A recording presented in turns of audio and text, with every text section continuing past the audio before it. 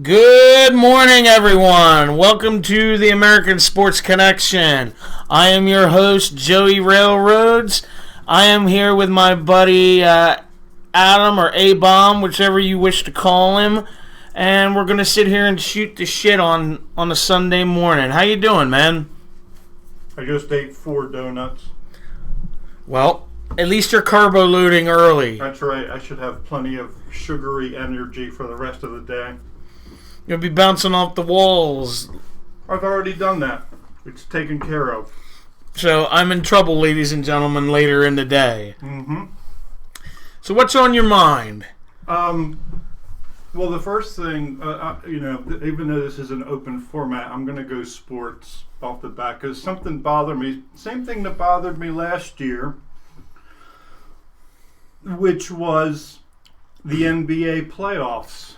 And I have a problem with them. And, you and I are always been kind of similar. We both like the first round of the playoffs or the first 2, rounds. But before I get into the details, I forgot, I want to give a shout out to Jindal Lover Girl. She knows who she is. And also my friend Jill from the Netflix group. I hope you're tuning in. Hope you're listening. And I love you guys. But let's take a look at. I want to give you the margins of victory in some playoff games so far. Now you keep track of these. We have Golden State beating Houston by 26. We have Oklahoma over Dallas by 38. We have Miami over Charlotte by 32. We have San Antonio over Memphis by 32. We have Los Angeles over Portland by 20. We have Atlanta over Boston by 17. We have San Antonio over Memphis by 26. Memphis is having trouble even scoring 70 points. We have Cleveland over Detroit by 17. So forth and so on. Oklahoma over Dallas by 29. Toronto over Indiana by 16.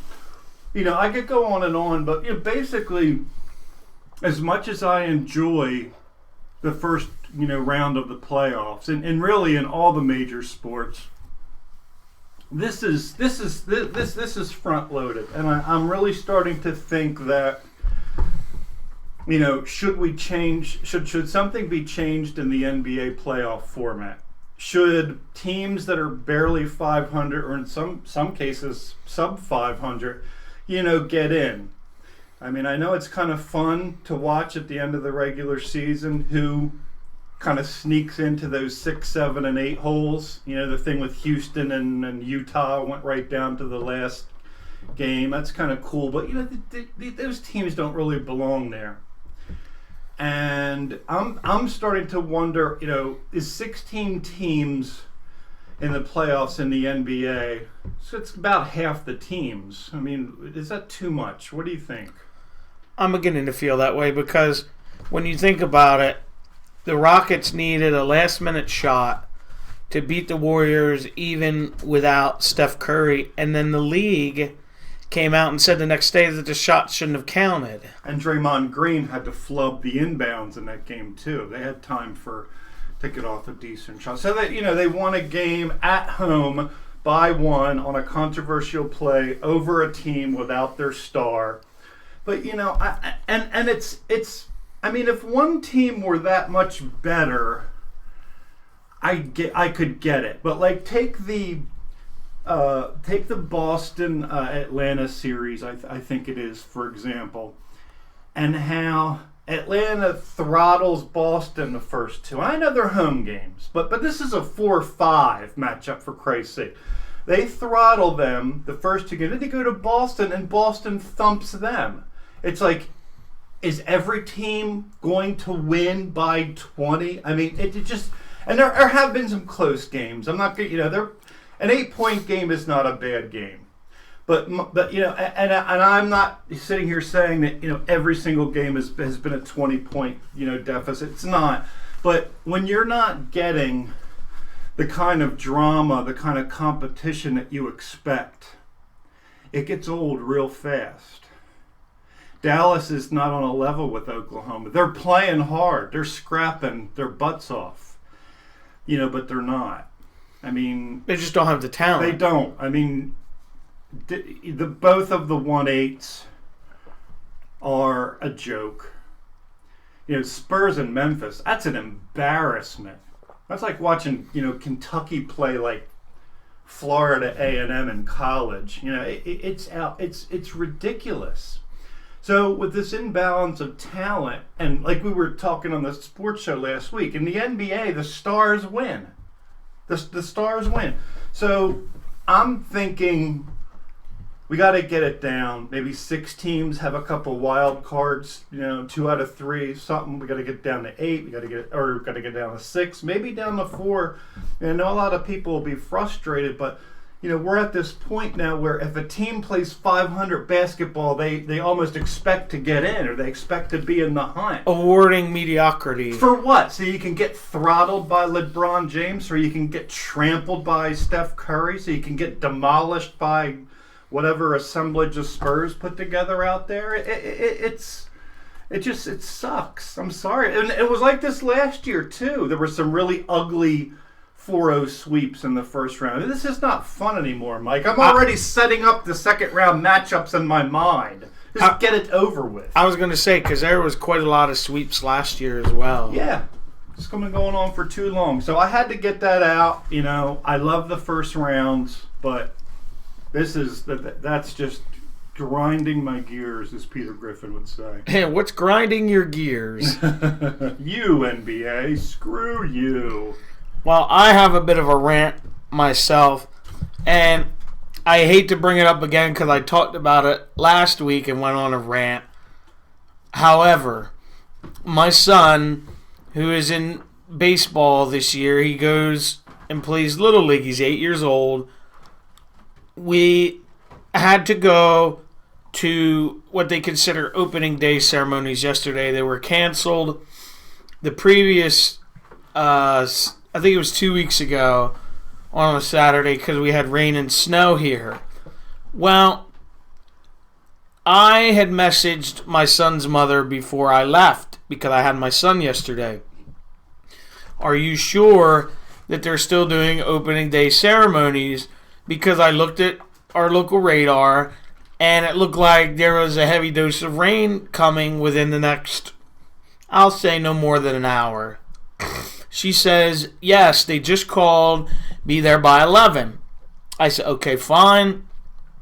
We get there at probably earlier than that, and we waited at least a half an hour while it was still just drizzling. Wasn't anything serious.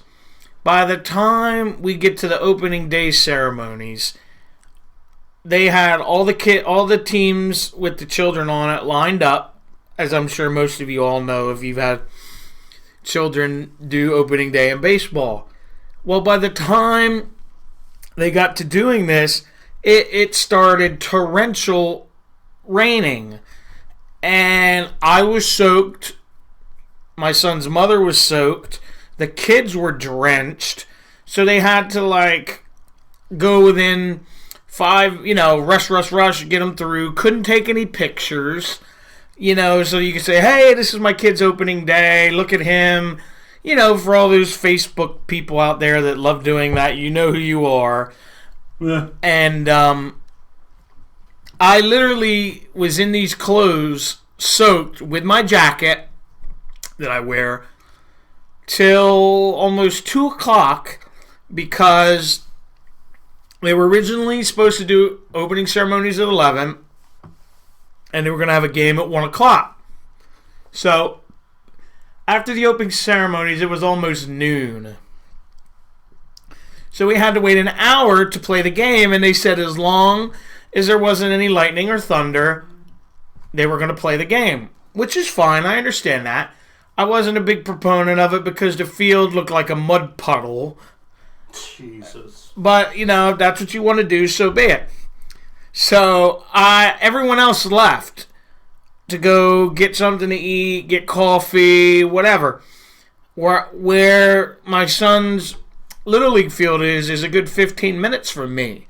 So there was no point in me leaving and going anywhere. So I literally just took my seat, flipped it back, and turned my radio on and dozed off for about a half an hour. But anyway, the point I'm coming about is about right at 1 o'clock when the game was supposed to happen, the person that runs the league comes running out while we're waiting and said that the team that was supposed to come and play, my son's team, said they're not coming. So this is the second time in the last 3 weeks, I'll say, we've had issues with this league. And it's starting to get a little annoying. And on a side note, I had to come home, take my clothes off, obviously, and get changed because I was drenched. I wake up this morning and I feel like dog crap, where I feel like I'm catching a cold or maybe even getting the flu, like everything's sore and achy. Dude, you're sick. You're sitting here telling me, well, I'm not feeling that great. Oh, well, what's the matter? Well, this hurts, that hurts, my elbow hurts, my beard hurts. Every part of your body, dude. You obviously have body aches. I mean, and what about the kids? You know how easily kids catch stuff and then go to school and pass it around? He's kind of, Absolutely. He was and my son was soaked, so what I had to do was I had to run into my car, and thankfully I'd left a couple jackets in there just in case, and I got him this big wool inside jacket and made him put it on and his hood up so that he could warm up. And then he went in his mother's car and they had turned the heat up so that he could get warm. But it's like, I agree with you. It's like, if I'm feeling like this, what the hell are they feeling like? I remember when you posted the pictures of one of their first practices. It was bitter, stinking cold that night. The kids were out there they weren't doing anything baseball. I mean, they were all hugging themselves, and they were all all the kids were pink.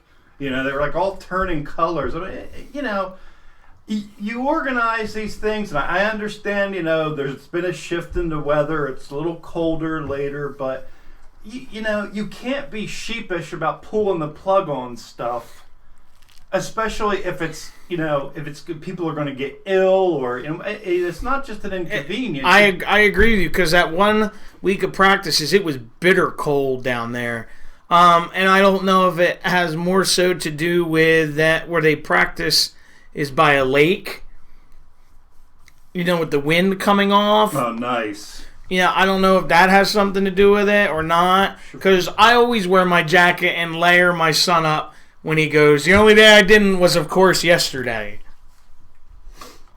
There's so much crap going on in youth sports right now, like what you're talking about, like the mismatches, where these little. I went on a rant about that last week. Yeah, these little kids, they're playing these steroid-fed behemoths. I call it the Danny Almonte syndrome. Yeah, I mean that, and the fact that the parents and not always, but in many cases, even the coaches have this vicious competitive spirit where they're ready to go duke it out. I had a coach like that in Little League. Did you? He wanted to win at all costs. Didn't care. He would play his best players, and if you weren't as good, you would sit the bench. Well, I mean, I know that there's been a sort of a shift where, it's like everybody gets a pat on the back, everybody gets a trophy. We talked about this before, not really liking the idea of rewarding everyone evenly. There's no sense of, but then they do that. But then on the other end, you have parents leaving the stands and brawling. So, these kids have to be so damn confused.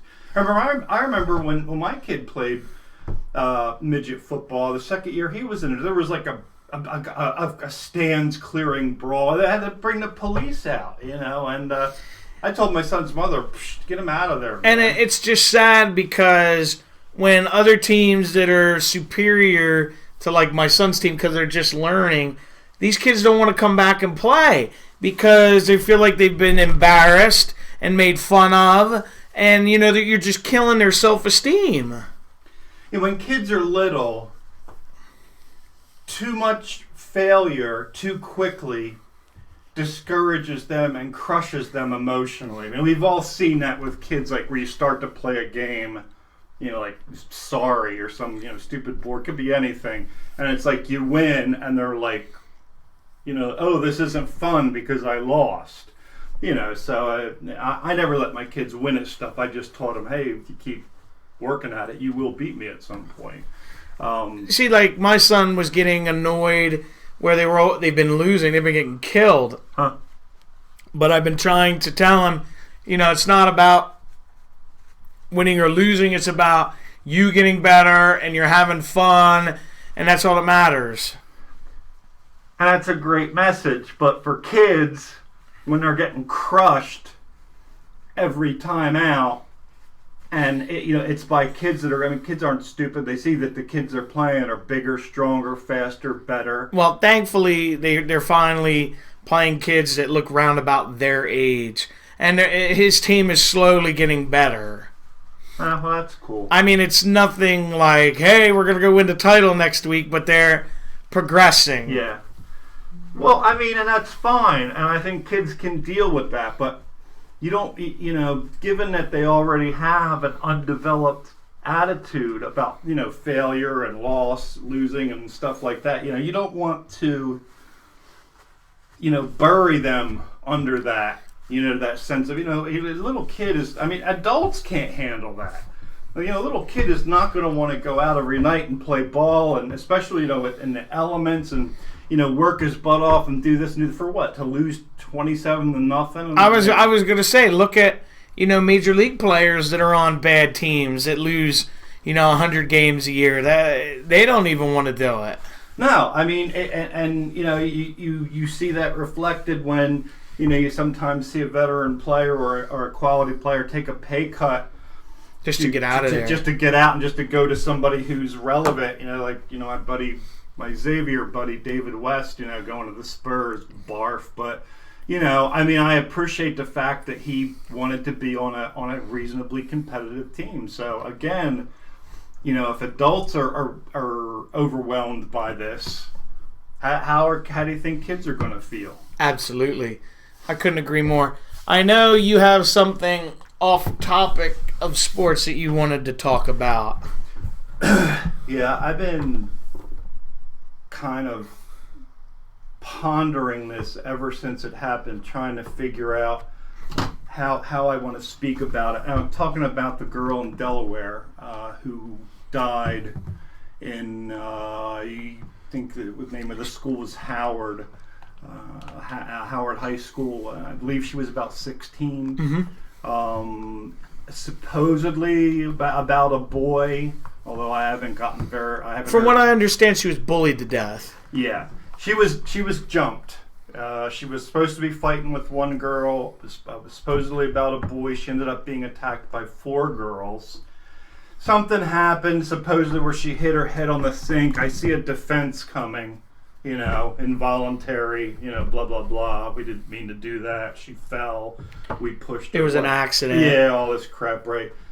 But I saw something in one of the Delaware papers that had me reflecting. So I'm gonna take this side of the issue, and there are many sides, but I'm gonna go with this side of the issue, which is that, we say what's wrong with the schools, we say what's wrong with this, what's wrong, and I'm beginning to feel like part of the problem is with the schools and with the other youth problems is what kind of kids are being raised and sent to those schools.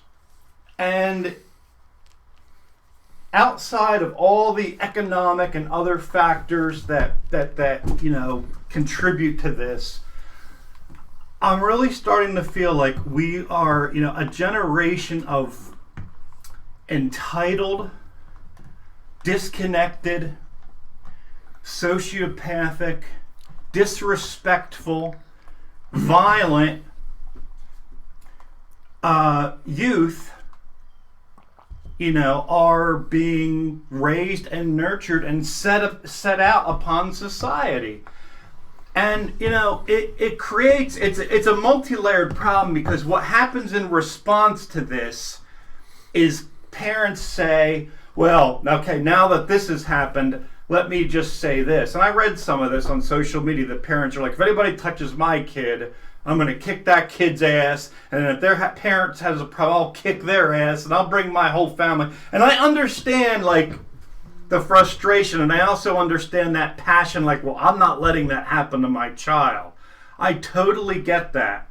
But you see what's happening is we're creating this hyper-aggressive society where these kids not only can they not handle not getting their way or not getting what they want the moment they want it, not only do they respond poorly to that, they respond violently to it. I was going to say, it reminds me of what we were just talking about in Little League, where children at a young, impressionable age, like my son who's 8, see parents getting in fist fights, screaming at other, parents, screaming at umpires, and other authority figures. And at that age, they believe, okay, well, this is how you deal with problems. This is acceptable behavior. Yeah, I mean, I don't want to, like I said, I'm not going to put it all the chips on one number here, but I just want to, we're going to have to focus on one thing at a time. I don't want to go all over the map with it. So I decided that today I'm going to focus, with that horrific, occurrences. What are these parents doing? What are they teaching their kids or not teaching their kids? How are they raising these kids who just, and I'm not talking about all kids. It should be obvious, but I'll put it out there for those who. But they're not being taught to work for anything. They're being taught to expect things. And when it doesn't go their way, everything is out the window. I've seen kids that they know how to put on that appearance of being respectful and caring about others. But the minute that they don't, get what they want, or they lose something, they flip a switch. They're right. It's like they become a totally different person, and that's acceptable. And to some degree, I know that there are other influences, but parents are teaching their kids to be like this, because the generation that is parents of teens and preteens now, right, like a millennial area, and I fall in this mess, so I'm part of the blame too. I take responsibility for my fraternity, but that generation was somewhat taught the same way, to expect things. That, no responsibility to your neighborhood, to your town, to your city, to your state, to your country, and all those, concentric circles of responsibilities that we have to our fellow man. And even to your family. And to your own damn family, to your close friends. And this upswell in vicious, violent, predatory crimes where kids are lured by other kids into these violent situations and then set upon by multiple attackers. All this. I mean, we see it just another case in England where this happened too. And I'm just befuddled by it. I was just going to say, it reminds me of the Autumn Pasquale incident that happened not too far from here. Over a bicycle, basically. Yeah. Or bicycle parts. A murder. A lure. These kids are. There's one in Philadelphia where, they had a problem with this girl, and they 3 or 4 of them lured her down by the river with the promise that they were all going to have group sex and use drugs and stuff. And they let her down there, and they caved her head in with stones. And I remember that. Remember that? I mean, and I'm just, very uncomfortable with this, with this pandemic of rage. And I don't like you, therefore I can be violent to you. What makes me laugh is in some circles, not even mostly I would say on the internet, maybe some on television. I'm not really aware. I've heard conservatives try to blame, well, it's liberalism seeping in over decades of time. I don't necessarily agree with that. I think if you're a liberal or you're a conservative, it's more of the onus on personal responsibility. Yeah, it's not. I don't see it. Well, I know that there are going to be parties on both sides of the fence, extremes, right? On both sides that are going to try to play that, but that's nonsense. This is not a political problem. This is a social problem. This is a family problem. This is a human problem. I would say a lot of it has to do with the technology we have today. The ability to bully behind that black veil of a keyboard or an iPhone. Or as you and I used to call it many years ago when we worked together, not as a computer but a telephone tough guy. Yeah. I mean, basically, and that too has led to, youth are very vulnerable. It's led to suicides. It's led to, youth getting catfished and then getting killed. I mean, I think that the technology is definitely a factor. I think the fact that, so many households with no parents in the day-to-day operations, if you will, of the family. As we continue to have children younger and younger, you got to remember too, the grandparents are younger. I was going to say, you talk about no parents with children, and that all revolves around the other issue of economics and those types of things. Well, yeah, I mean, that's something where I think you could go into the political spectrum a little bit and say the economic realities are contributing to the destruction of the family unit. And let's not underestimate the value of that. When you look at like ancient Rome, for example, which largely the decay of that whole empire was the disintegration of the family unit.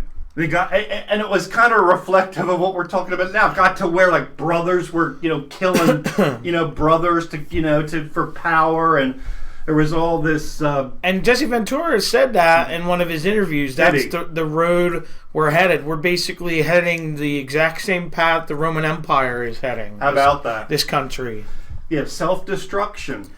So yeah, I'm not thrilled about it. And I just don't know, there's a lot of good kids out there. I don't want to, bypass that fact. But I don't, where do they, I don't know where can they go for a nurturing environment? The schools are bad, the playgrounds are bad, the parks are bad. Sometimes even the households are bad. And yeah, exactly. And the households are bad, and which is why so many of them are trying to escape that to begin with. But I'll tell you, I was just heartbroken. To send your kid to school, I can't imagine. You send your child to school, and then you get a phone call. Your child, got in a fight and your was child's murdered. your child's basically been murdered. That's why my son, who goes in elementary school, even at that, I think they're actually more vicious at that age. I don't think that there's... But I don't think it's meant personally like it is when you get into the teenage age. Right. Just for an example, if you have a mole on the side of your face, or something that makes you different than anyone, else, then they're, look at you, and those types of things. Well, I think, that's true, but it also, I think that element has always been there. But why does it now take a step further to where the kid with the mole has to get his face bashed in? Like, it goes from teasing and bullying. And a bully, like when I was growing up, and a bully now is... I'll give you an example. My son told me about a specific person who I shall not name in his class that is basically a bully. And it's a girl, of all things. And he told me before, because he had come home and his pants were ripped or torn and his face was kind of looked like he got brush burn. And I was like, well, buddy, what happened to you? And he told me, well, this girl, so-and-so, tripped me when we were in line. And I said, has this happened before? He says, yes, she bullies other kids in class and she'll have outbursts with the teacher. When the teacher tries to tell her to calm down, she'll yell and scream and curse at her. And they've actually had to have security from the school. Mind you, this kid's in second grade. And they've had to have security come and physically remove her from the class. I mean, I don't know what in God's name is going on. Well, it's a mental health issue there probably, which is another factor in this whole thing that we're talking about, is the lack of proper mental health services in this country is really gotten to the point where it's appalling, and people are talking about drugs, bad parenting, guns, gangs, other sort of and they all kind of revolve around the mental health issue, all of those things. Right, and they can certainly affect a child's mental health. Yeah, everybody is sort of gets involved in those problems, but I don't know if there's a stigma about it, that it's a bunch of baloney. I know there are still a lot of people that just don't accept that mental health problems are real. I just think people that are mentally ill need a good swift kick in the ass and they'll be fine. I will tell you this, and you and I both know this because we've spoken about this. I deal with depression issues. I've had for a long, long time. And I go see a shrink usually once every 3 to 4 weeks. A lot of issues I had growing up that, we're not going to go into because it'll take all day. But I know what that's like, and it took me a long, long time to actually go and seek help because of the exact stigma you're talking about, that if you go see a shrink, you're fucking loony. Yeah, and, there's a lot of people, still in this day and age who think, you can just, send them to boot camp, or put a boot in their rear end, or they just need more discipline, or they just need and I do understand that we live in a society where we throw a pill at everything, so I can understand that's another major problem. Yeah, or everything is a diagnosable condition now. You're not just you can't just say, well, a kid's wild. No, they have attention deficit disorder. So it's like and they're hyperactive. Yeah, they're diagnosing everything, and I understand where people get sick and tired of that, and they just want to be able to say, hey, look, little bastard's acting up, get him under control.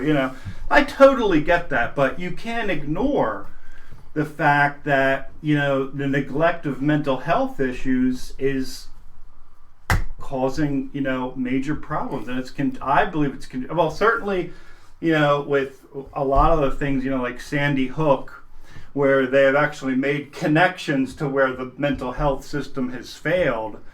I mean, how many times have we watched shows on TLC or Dateline or 2020 or Investigation Discovery of people that the reason they were drove to kill is because of mental health problems. And in many cases, they're just ignored. Yeah. Oh, there's our crazy uncle, he just thinks the mailman's got an alien living in his belly again. And, it's not, and there are degrees of mental illness, but the problem is the private citizen is not qualified to make that distinction. It's like the difference between being psychotic and being a psychopath. I mean, said person may believe that the mailman is carrying aliens in his belly, and if he wants to cower in the closet whenever the mail guy comes, that's fine. But it's the guy that believes that the mailman's got the alien living in his belly, and he wants to grab a steak knife and run out there and cut it out. Yeah, exactly. And then do the same thing to everybody that the mailman has come into contact with because they've been infected with it. That's the problem. And only mental health professionals can distinguish, those kind of things. And even with the programs you're talking about, to take a step further, many instances where not only are there mental health issues, but there are mental health issues that don't get addressed or don't get diagnosed thoroughly or don't get treated thoroughly. And they kind of go through a psychosis as years go on. Basically an honor system in some of these places where they ask the patient, for Christ's sake, how you feeling? You feeling better? You feel like killing anybody? No, I'm great. All right, you're out of here. Good job. And I've seen several cases where, basically the patient is left to his own devices, told the people at the facility, oh yeah, I'm feeling much better. I have no desire to hurt anyone. Okay. As soon as the guy gets out, he kills the girl that he had been stalking before he got locked up in there. They open up the guy's notebook, and he's got it's one of those black and white composition books, filled with poems and odes to killing so and so, and the hospital staff were not aware of this. Well, they basically took it on the honor system, Or as I like to say, stick in your fingers in your ears and la la la la la. Yeah, for Christ's sake, yeah, I know it's got to be hard for people that work in that. The other thing that drove me nuts this week was and I talked with my other buddy that comes on here on Tuesday nights, Rygal, about this because he lives in the state of New York. The abject failure of the voting bloc in the state of New York for their primaries was absolutely abysmal. This is another case, like Chicago with the Kennedy, election. We'll never know. We'll never know what the true numbers are, what they would have been. It almost feels like voter suppression. And I'm not saying that's what it is, but when you have, and it was somewhere around, I think, 1 million people that could not vote due to either not being on the roll, like, when you go to vote, if most of you know, they'll ask you for your name for the district you're in, and pull your name up on the list. Well, from what I understood, I don't know if it's at the exact number, but somewhere around there, people could not vote because they weren't on the new updated list. They were registered. Yes, I meant to say that. They were registered. They were actually registered, but when they went to vote, their name did not show up, and they were told, no, you're not registered. And then there were also reports of broken and faulty voting machines. And mind you, when I say this, I'm not saying it for one specific party. It was both ways. Yeah, I mean, it was just a mess, period. Right, well, I just want to clear any notion of that up that Bernie Sanders got screwed. Well, goddammit, I'm not afraid of a little conspiracy. I mean, I didn't see any rich white people complaining about not being able to vote. What the hell happened here? This is all in poor, low-income,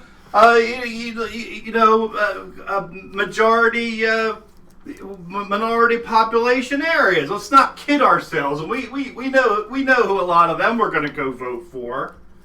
I'm sorry, but plus the independents that were suing the state of New York to allow their votes to count. I still haven't heard any word on how that went. I just the whole here's something I actually agree with Trump on. The whole system, this whole electoral system is a big turd. First of all, it shouldn't be this damn complicated.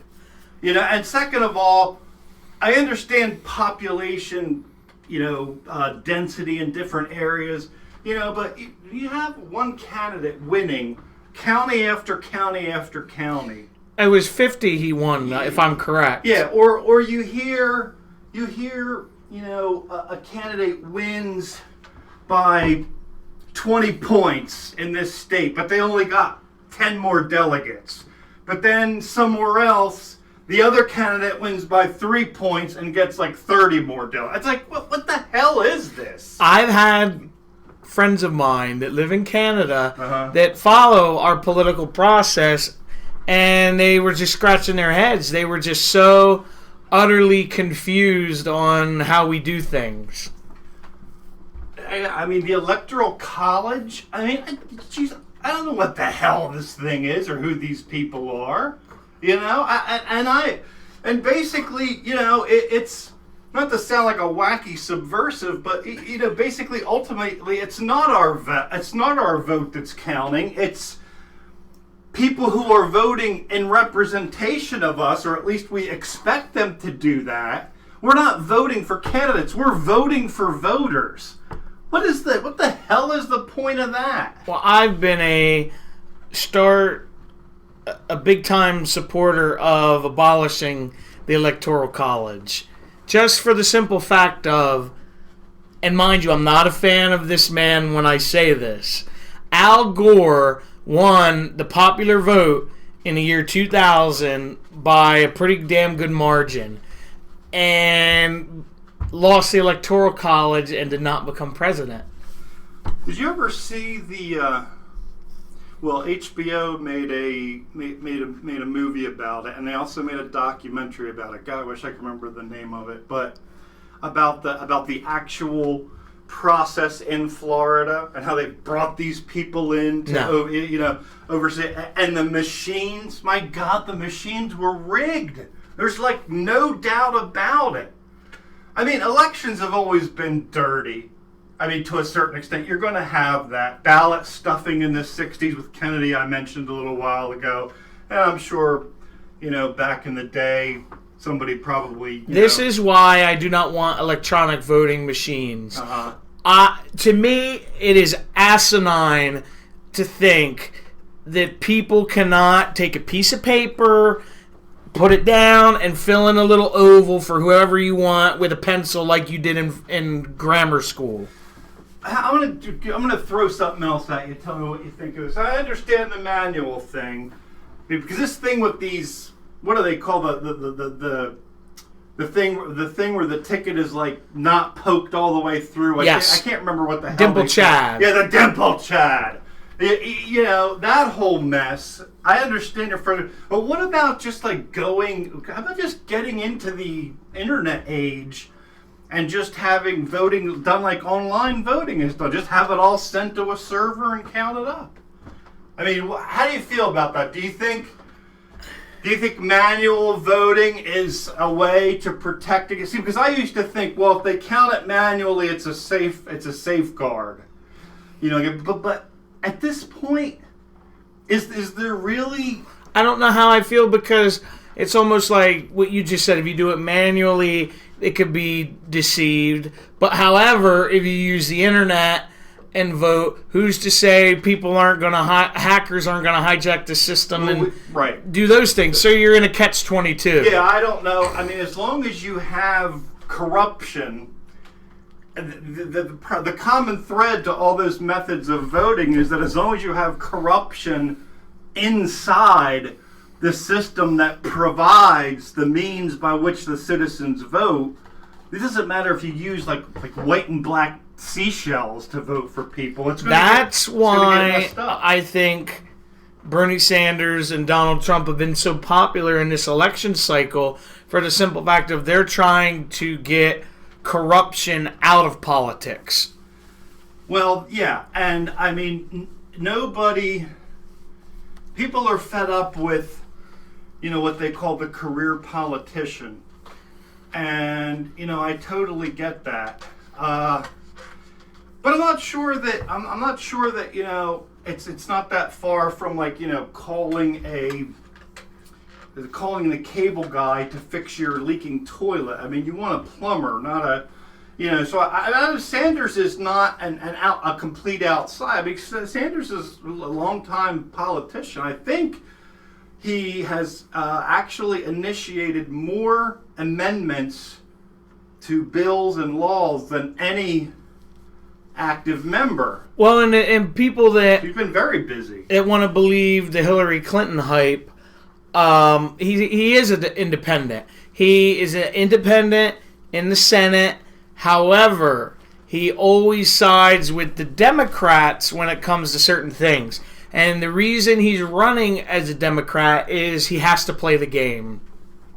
You're not going to get in with a little I next to your name on the ballot. It's just not going to happen. Because we have, as I call them, the Crips being the Democrats and the Bloods being the Republicans, and they basically have a hostile takeover of anyone else being allowed in. It's obviously it's firmly a two-party system. I wonder, seeing what's going on now, if we're not going to be moving away from that somehow. If we're not going to have multiple parties from each side. I think something's going to happen when you have over 40% of this country have no allegiance to either party. Something has to give. Right, and also I think that the edges or extremes of each party are getting pulled further and further apart. There are a lot of Democrats that do not identify with the extreme left, and they're actually very put off by them, and vice versa.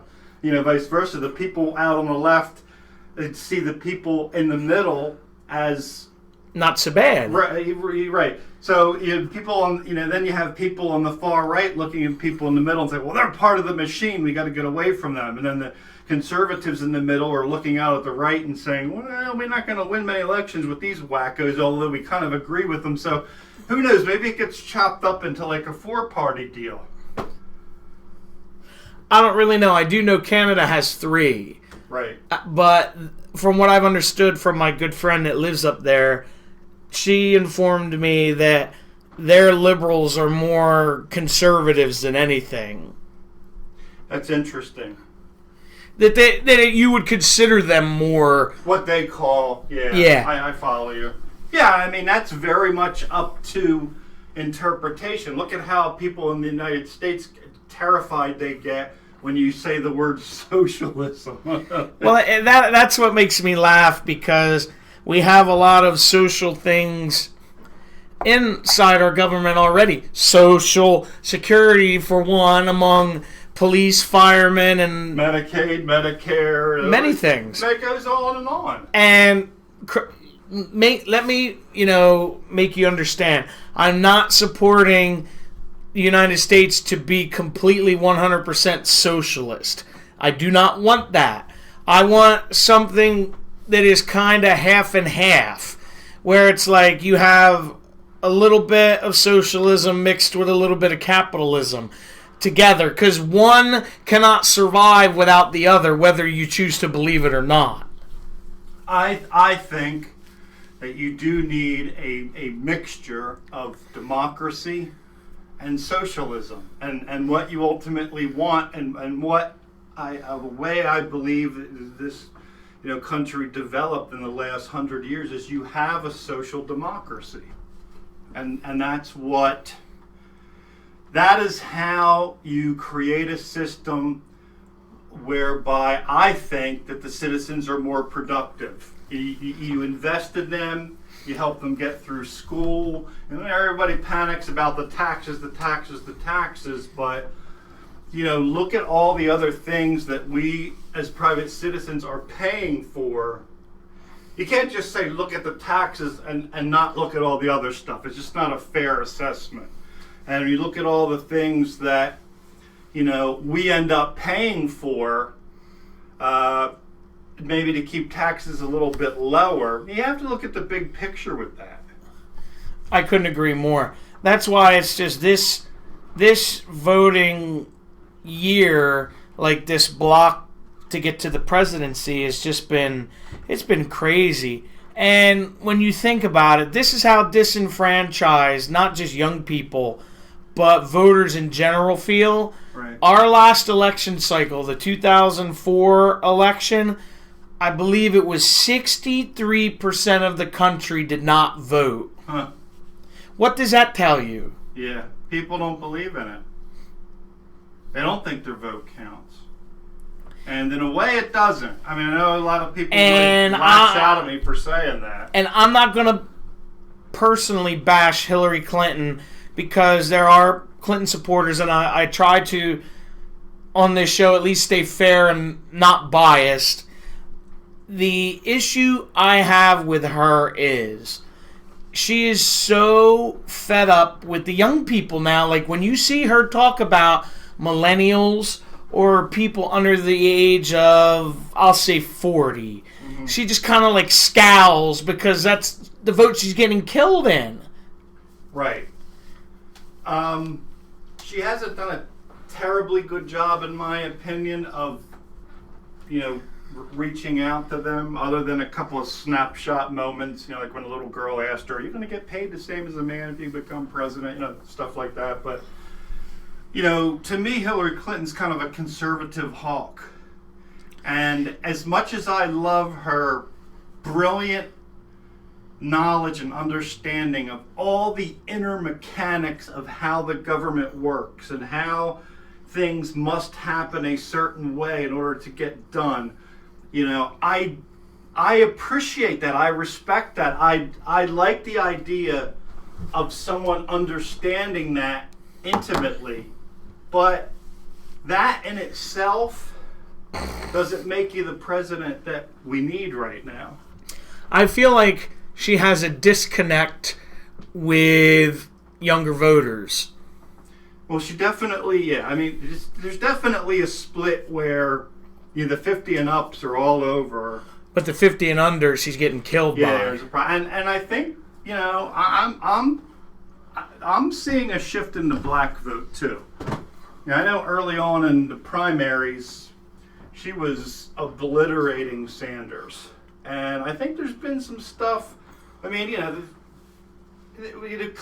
her husband's comments and stuff, that kind of eyebrow-raising stuff. He's not helping. No, but at the same time, it's not really an important issue.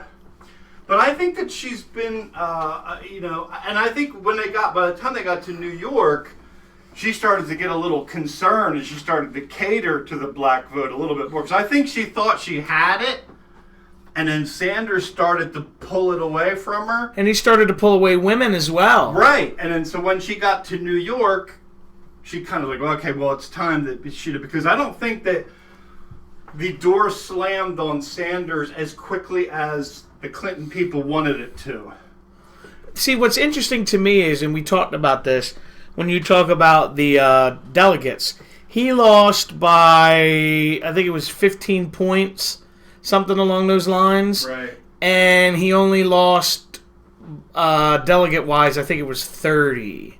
He was beaten by 30 delegates. Right. So it's like, when you think about it, like you said, it's so hard to understand because he got soundly defeated, but yet she only has 30 more delegates. And I'll admit, like most people, that there's a certain lack of understanding.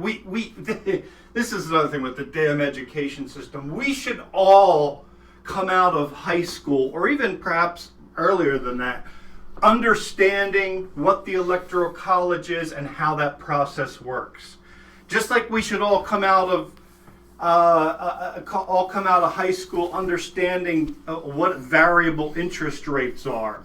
And how to balance a budget and know how to use a checkbook and those types of things. How the credit cards rate, how the balloon payments on the loans, how the mortgage rates, not being locked in and so forth. So, that should be things that, and this is another thing, how that process works and what it is and why it works the way. It's something that we should all come out of high school knowing very intimately. Which raises the question, what the hell are we learning? Don't even get me started. Yeah. Because we're learning about Christopher Columbus, who didn't discover America. Yes, congratulations. He was, only 3,000 miles off. And, that's a whole nother ball of wax for another time. Yeah, that's a whole other can of worms. You're right. But look, everyone, we're going to get out of here because it's almost game time for my Flyers, and I believe there's an NBA game on at 12:30. Yeah, the Spurs are going to finish mopping up the Grizzlies. Oh, well, then we're not going to watch that. Yeah. But anyway, everyone, don't forget to like and subscribe.